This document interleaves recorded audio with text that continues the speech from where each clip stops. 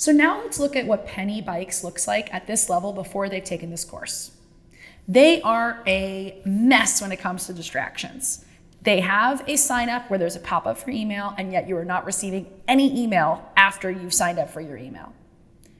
You go to their cart and you see now that there's an error, something that you would think is an extreme case, but I just dealt with this with a brand recently. Think about how many times there's an issue at the cart when you're about to check out, which gets you to be distracted, whether it's that you have to enter your credit card information in multiple times, whether it's that you have to enter your credit card information at all because of Apple Pay has made things a lot more simple and easy. Whether, again, there is an error that says the discount code that they provided didn't work, or whether you're not able to check something out in the cart, or whether you've added too many and then you can't modify it. There are so many distractions that keep our customers from interacting with us the way that we want. And that is what is happening with Penny Bikes. Let's look at some other issues and distractions that Penny Bikes is creating for their customer. They're serving a specific ad that's targeted towards a very specific product. And when the person is clicking on that ad, they're going to a generic landing page that has nothing to do with the product or the ad that they've clicked on. That's a distraction. They're asking for a lot of information on the data sign up. When they're asking for your information to sign up for an account, they're asking you for very personal information with no context. That's a distraction. There's all of these different limitations throughout the customer journey that Penny Bikes is creating that are friction for their customer. So let's go back to those initial goals that you created in the beginning of the roadmap. Let's use this customer journey to help you accomplish one of those goals. By identifying the goal that you're going to be guiding your customer through, you can then make sure that the distractions are not there, which are taking your customer away from that goal. An example would be if you want more email addresses, and that's a main way that you're going to be connecting with your customer, but you had absolutely all of the things that were going on in the experience were taking the customer away from giving you their email address. That's one example of distractions that are taking away from your goal. By creating the goal at the end of this customer journey and mapping out the customer journey to be able to fit that goal, you'll be able to understand the problems that are getting in the way of success. So what we've done in the roadmap and for Penny Bikes is we've actually created a sample customer journey for you. These are generic steps in most customer journeys that will help guide you towards the decisions that you need to make in being able to convert your customer to higher levels of engagement. Feel free to use the customer journey that we've provided in our roadmap. I'm going to be teaching you about how to build a customer journey, but if you want more insights and information on how to build a customer journey from one of our experts within our community, please look at the supplemental video below. So let's look at the first step of the customer journey. This is where you're going to be connecting with your customer in a specific way and creating a sense of discovery. At this point, you know who your customer is.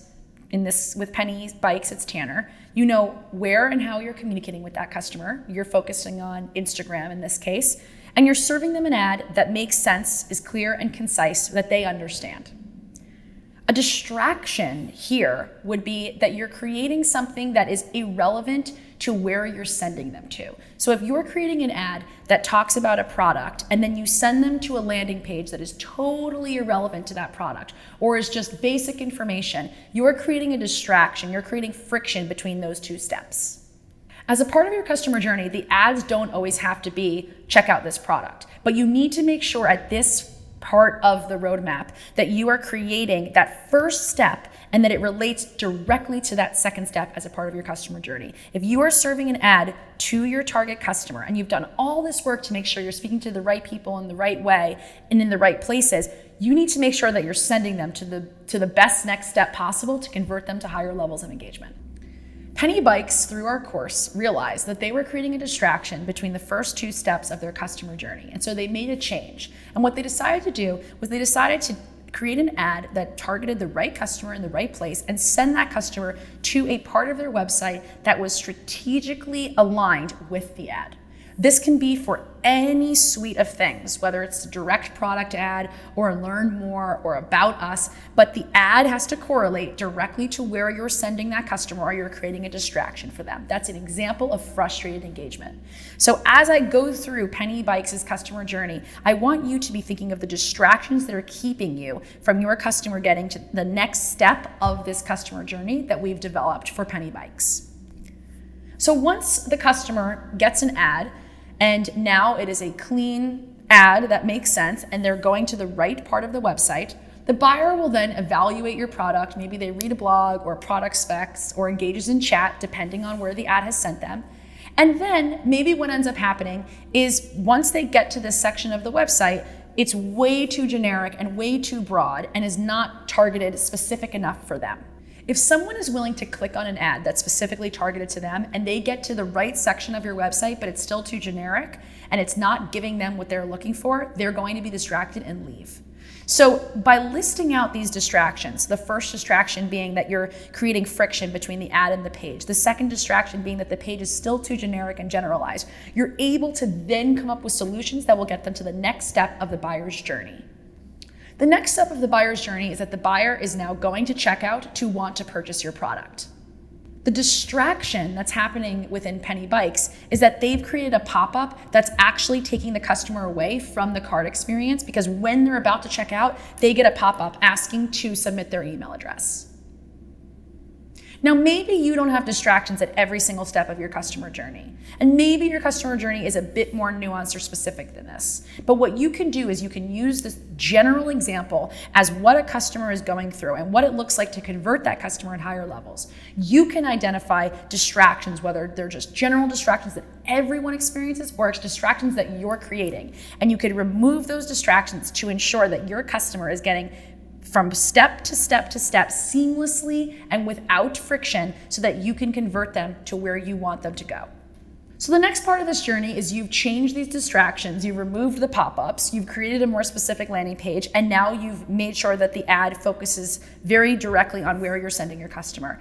And your product is now been purchased. Congratulations, because you've limited the distractions, you now have a customer that has bought your product.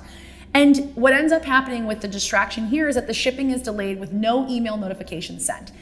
This distraction can get in the way of your customer wanting to keep your product, wanting to ever work with you again, wanting to tell others about you. You are keeping this customer at a lower level of engagement. You are distracting them. And as I've mentioned with the attract bucket, it's very important to focus on what are the things that you are doing to make sure you do not turn this customer off. And distractions are those things at level 3 that can totally turn your customer off. So by limiting these distractions, by listing these distractions, by identifying what these distractions could be and how they are impacting your customer journey, you can then make informed decisions and solutions to make sure your customer does not fall off the path that you've designed for them.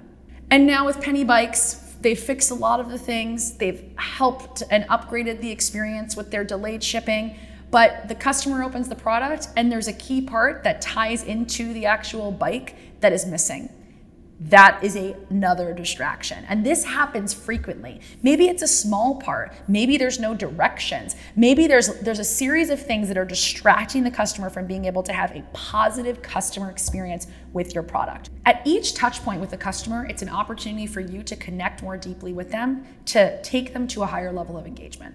Right now, we're only on the attract phase, but all of the steps that we're doing right now are going to help build a foundation to take them to these higher levels of connection and engagement, where you can start to engage with them more directly, where you can start to ask things of them, where you can start to be able to build them into loyal customers that become advocates for your brand. But if you're creating distractions for them, it's going to keep them at a lower level of engagement. It's going to keep them frustrated, engaged.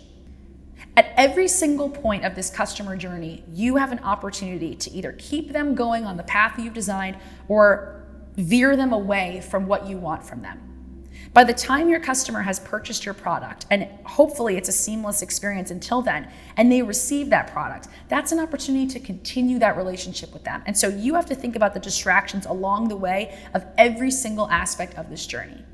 In the beginning of this course, I talked about how the bottom 3 levels are to teach you how to problem solve, how to identify the problems that can come up that can get in the way of success in the future. And that is what's imperative with 1, 2, and 3. Oftentimes, we don't remember that we're even breathing until we breathe in polluted air. That's what distractions do for your customer. You want this to feel invisible. You want this customer journey to be so cohesive and so seamless that the customer doesn't even realize that they're on this path that you've designed for them. And that's the importance of limiting the distractions for your customer to be able to get to connect with them at higher levels of engagement.